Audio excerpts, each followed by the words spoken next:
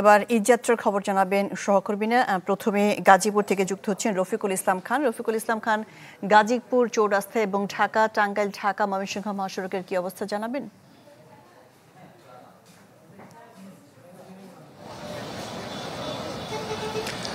শাহনাজ, দুপুরের পর থেকে কিন্তু মহাসড়কগুলোতে যাত্রী এবং যানবাহনের উপচে পড়া ভিড় লক্ষ্য করা গেছে। কিছুক্ষণ আগে কিন্তু আসলে চন্দ্রামুড় যেখানে আমি রয়েছি সেখানে বৃষ্টি হয়েছে।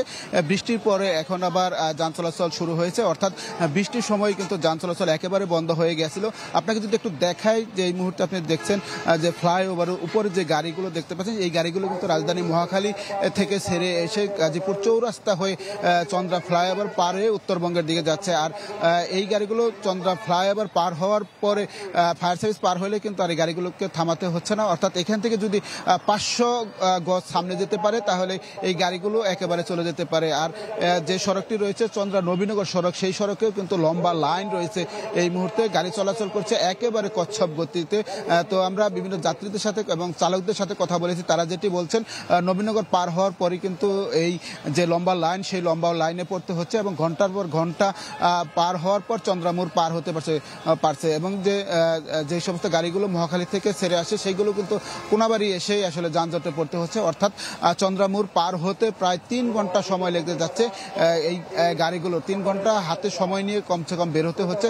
আমরা পুলিশের সাথে কথা বলেছি, তারা যেটি বলছেন, আজকে যেহেতু গতকাল 40 ভাগ শিল্প কারখানা বন্ধ ছিল এবং আজকে বাকি 60 ভাগ শিল্প কারখানা অর্থাৎ 100 ভাগ শিল্প কারখানা বন্ধ হয়ে গেছে। বন্ধ হওয়ার পরে একসাথে দুপুরের পর মানুষের ঢল নেমে যায় এবং ঢল নামার পরই কিন্তু যান চলাচল কিছুটা বিঘ্নিত হয় এবং যে মহাসড়কে বিপুল পরিমাণে যাত্রী রয়েছে, যাত্রীর কারণে মূলত আসলে মানুষজন চলাচল করছে যা মহাসড়কের উপর দিয়ে, এই কারণে যান চলাচল করছে একেবারে ধীর গতিতে।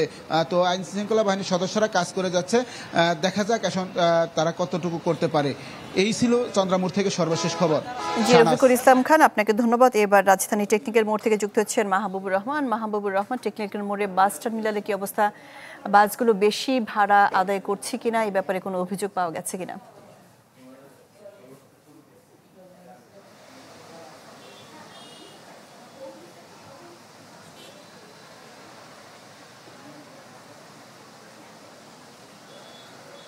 আর মাঝখানে একদিনের পরেই ঈদুল আজহা, এবং ঈদুল আজহাকে কেন্দ্র করে আজকে কিন্তু ঘরমুখ মানুষের ভিড় ঢাকা শহরের এই বাস টার্মিনালগুলোতে কিন্তু ভিড় বেড়েছে। এবং আজকে আমরা এই মুহূর্তে দাঁড়িয়ে আছি ঢাকার টেকনিক্যালে দাঁড়িয়ে আছি এবং এখান থেকেই গাবতলী বাস টার্মিনালের দিকে কিন্তু মানুষজন যাচ্ছে এবং গাড়ির দীর্ঘ সারি আমরা দেখতে পাচ্ছি।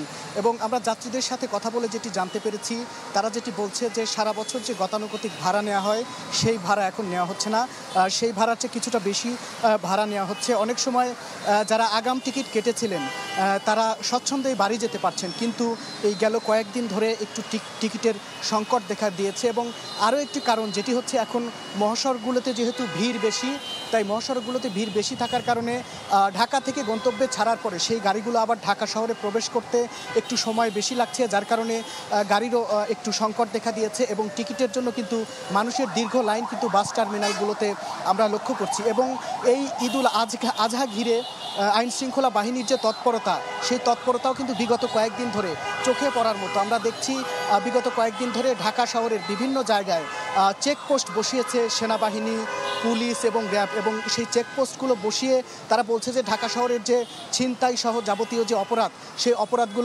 সেই অপরাধগুলো দমনের জন্য তারা কিন্তু চেকপোস্ট বসিয়েছে এবং তারা বলছে যে অপরাধের সংখ্যা কমে এসেছে। এবং আজকে এই টেকনিক্যাল থেকে আমরা দেখলাম যেটি যাত্রীদের ঘরমুখ মানুষের যে গাবতলী বাস টার্মিনাল অভিমুখে যাত্রা, সেটি কিন্তু সময় যত গড়াচ্ছে সেটি কিন্তু আরও বাড়ছে। এই ছিল আমার কাছে ঈদে বাড়ি ফেরা মানুষের সর্বশেষ খবর রাজধানীর টেকনিক্যাল থেকে। জি মাহবুবুর রহমান, আপনাকে ধন্যবাদ। এবার যেতে চাচ্ছি মুন্সিগঞ্জে, সেখান থেকে যুক্ত হচ্ছেন শুভ ঘোষ। শুভ ঘোষ, কিছুক্ষণ আগে জানিয়েছিলেন যে ঢাকা মাওয়া এক্সপ্রেসওয়েতে বেশ যানজট রয়েছে, এখন কি অবস্থা? কিছুটা কি উন্নতি হয়েছে? শাহনাজ, দেখুন আসলে বেলা গড়িয়ে সন্ধে নামতে শুরু করেছে, তবে এখনো বাড়ি ফেরা মানুষের ভিড় কমেনি মাওয়া প্রান্তে। আমরা দেখছি বৃষ্টিকে উপেক্ষা করে কিন্তু আসলে দু চাকার বাহন মোটরসাইকেলে করে শত শত মোটরসাইকেলের দীর্ঘ সারি তৈরি হয়েছে এখন মাওয়া প্রান্তে। একই সাথে পাল্লা দিয়ে কিন্তু অন্যান্য যানবাহনেরও যে ভিড় সেটিও কিন্তু লেগেই আছে। তবে সব থেকে বেশি বিপাকে পড়েছেন বিভিন্ন আসলে গণপরিবহনে টিকিট না পেয়ে খোলা ট্রাকে কিংবা পিকআপে করে যারা যাচ্ছে তারা আসলে বৃষ্টিতে ভিজে বেশ অনেকটা দুর্ভোগ পোহাতে হচ্ছে। এছাড়া সকাল থেকেই দেখেছি যানবাহনের ধীর গতি এবং দীর্ঘ সারির কারণে কিন্তু প্রচণ্ড রোদে আসলে ছোট ছোট শিশুদের নিয়ে আসলে বেশ অনেকটা ভোগান্তিতে পড়েছিলেন যাত্রীরা। তবে আসলে বিকেল গড়াতেই স্বস্তির বৃষ্টি আসলে সেটি স্বস্তিদায়ক হয়ে আসলেও বিশেষ করে মোটরসাইকেল চালকদের জন্য সেটি কিন্তু দুর্ভোগ বয়ে এনেছে। আমরা দেখেছি যে থেমে থেমে যানবাহনের যে ভিড় সেটি কিন্তু এখন আবার বাড়ছে। দুপুর 3টা থেকে 4টা পর্যন্ত সেই ভিড়টি আসলে কিছু কিছু করে বাড়তে বাড়তে এখন কিন্তু বেশ অনেকটাই বেড়েছে। তবে দুপুর 2টা থেকে 3টা পর্যন্ত যানবাহনের এই ভিড়টি কিন্তু স্বাভাবিক এবং সহনীয় পর্যায়ে ছিল। সেতু কর্তৃপক্ষ বলছে যে মোটরসাইকেলের মাত্রা অতিরিক্ত চাপ থাকায় কিন্তু অস্থায়ী টোল বুথ স্থাপন করে টোল নিতে হয়েছে সেতু কর্তৃপক্ষকে।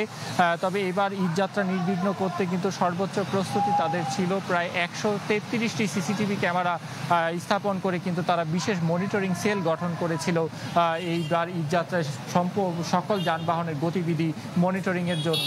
তো অর্থাৎ এবার ঈদযাত্রায় শেষ মুহূর্তে যারা বাড়ি ফিরছেন তাদের যে যাত্রা সেটি অনেকটা স্বস্তিদায়ক বেলা শেষে সেটি রয়েছে। তবে বৃষ্টি তার কিছুটা দুর্ভোগ বাড়িয়েছে। তবে সারাদিন সবচেয়ে বেশি যে অভিযোগটি পাওয়া গেছে সেটি হচ্ছে অতিরিক্ত ভাড়া আদায়ের অভিযোগ এবং সিট না পেয়ে অনেকে গণপরিবহনে দাঁড়িয়ে গেছেন মাত্র অতিরিক্ত ভাড়া দিয়ে। জি, শুভ ঘোষ, আপনাকে ধন্যবাদ। ঢাকা মাওয়া এক্সপ্রেসওয়ে থেকে এই যাত্রার খবরাখবর জানাচ্ছিলেন শুভ ঘোষ। মুহূর্তে কমলাপুর রেস্টুরেন্ট থেকে আমাদের সাথে যুক্ত হচ্ছেন নাফিউল ইসলাম লিঙ্কন। কমলাপুর রেল স্টেশনে কি অবস্থা? ট্রেনগুলো শিডিউল অনুযায়ী ছেড়ে যেতে পারছে কিনা, আর যাত্রীদের কাছ থেকে কোনো ধরনের অভিযোগ পেয়েছেন কিনা? শাহনাজ, আর মাত্র একটি দিন বাকি, তারপরেই ঈদুল আজহা, এবং সেই হিসেবে আজকে এবং আগামীকাল সর্বোচ্চ সংখ্যক ঘরমুখ মানুষের চাপ আমরা কমলাপুর স্টেশনে দেখতে পাচ্ছি। মানুষ সাধারণত একটু নিরাপদ এবং স্বস্তিদায়ক ভ্রমণের জন্য কিন্তু রেলকে পছন্দ করে থাকে। সেই হিসাবে অন্যান্য গত কয়েক বছরের তুলনায় কিন্তু এবারে রেলের যাত্রার নির্বিঘ্ন হওয়ারই খবর আমরা বেশি পাচ্ছি। সকাল থেকে যারা কমলাপুর স্টেশনে এসেছেন ট্রেনগুলো কিন্তু নির্দিষ্ট সময় ছেড়ে গেছে, খুব বেশি শিডিউল বিপর্যয় বা লম্বা কোনো বিরতিতে দেখা যায়নি। এই মুহূর্তে যেহেতু বিকাল 4টার পার হয়ে গেছে, দূরপাল্লার গাড়িগুলো ট্রেনগুলো কিন্তু এখন তেমনটা একটি নেই। সন্ধ্যার পর থেকে মূলত শুরু হবে উত্তরবঙ্গ থেকে বিভিন্ন অঞ্চলের ট্রেনের যাত্রী। এরই মধ্যে কিন্তু আমরা দেখতে পাচ্ছি ঢাকা সহ ঢাকার আশপাশের বিভিন্ন জায়গা থেকে যারা বিভিন্ন অঞ্চলে ঈদে ঘরে ফিরছেন তারা কিন্তু কমলাপুর স্টেশনে ভিড় করছেন। এবং আমরা ট্রেন কর্তৃপক্ষের কাছে শুনেছি এবছর তারা প্রায় 3 থেকে 3.5 লাখ যাত্রী পরিবহনের লক্ষ্যমাত্রা নির্ধারণ করেছে। সেই হিসাবে ঢেলে সাজানো হয়েছে রেলের শিডিউল। গত কয়েকদিন ধরে কিন্তু শিডিউল বিপর্যয়ে কোনো খবর পাওয়া যাচ্ছে না এবং স্টেশনে কিন্তু পর্যাপ্ত নিরাপত্তা ব্যবস্থাও রয়েছে। এবং গত কয়েকদিন ধরে কিন্তু ট্রেনে বলা হচ্ছে যে জানলা দিয়ে বা ট্রেনের ছাদে যেন ভ্রমণ করা না হয়। সেই হিসাবে আজকেও আমরা দেখেছি যে খুব বেশি ট্রেনের ছাদে বা জানালা দিয়ে ছাদে ওঠার সেই দৃশ্যগুলো এখনও শুরু হয়নি, যদিও আশঙ্কা করা হচ্ছে এই সময় যতটা গড়াবে অর্থাৎ রাত্রে আজকে রাত থেকে হয়তো বা এই ধরনের ট্রেনের ছাদে ভ্রমণ করার বিষয়টি আসতে পারে। সেই হিসাবে ট্রেনে যারা নিরাপত্তা কর্মী রয়েছে, আইনশৃঙ্খলা বাহিনী রয়েছে, তারা যদি সজাগ থাকে এবং স্টেশন যদি সতর্ক থাকে তাহলে কিন্তু এই ধরনের ঝুঁকিপূর্ণ যাত্রা কিন্তু ঠেকানো যেতে পারে। আর যারা ঘরমুখ মানুষ রয়েছেন তাদের চোখে মুখে অনেকটাই স্বস্তি দেখা যাচ্ছে এবং অনেকে বলছেন যে এবারে যে আবহাওয়া অন্যান্যবার জুন মাসে যে পরিমাণ তাপদাহ থাকে বা যে পরিমাণ গরম থাকে তাতে ট্রেনে ভ্রমণ করা বা স্টেশনে এসে অপেক্ষা করা অনেক কষ্টকর হয়ে যায় সন্তান নিয়ে, ছোট বাচ্চাদেরকে নিয়ে এবং বৃদ্ধ মানুষদেরকে নিয়ে। সেই তুলনায় কিন্তু এবার অনেকটাই স্বস্তিদায়ক এই আবহাওয়ার কারণে। এবং আর মাত্র জি, নাফিউল ইসলাম লিঙ্কন, আপনাকে ধন্যবাদ। কমলাপুর রেল স্টেশন থেকে এই যাত্রার খবরাখবর জানাচ্ছিলেন নাফিউল ইসলাম লিঙ্কন। বিশ্বমানের থার্মিক্স রড, সালাম স্টিল থার্মিক্স, দেশের একমাত্র থার্মিক্স রড।